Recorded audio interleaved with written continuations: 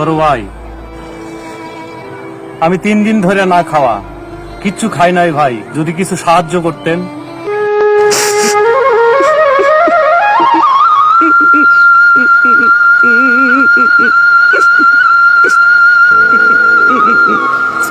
আমার কাছে তো ভাঙতি নেই। আছে আছে, আমার কাছে ভাঙতি আছে ভাই।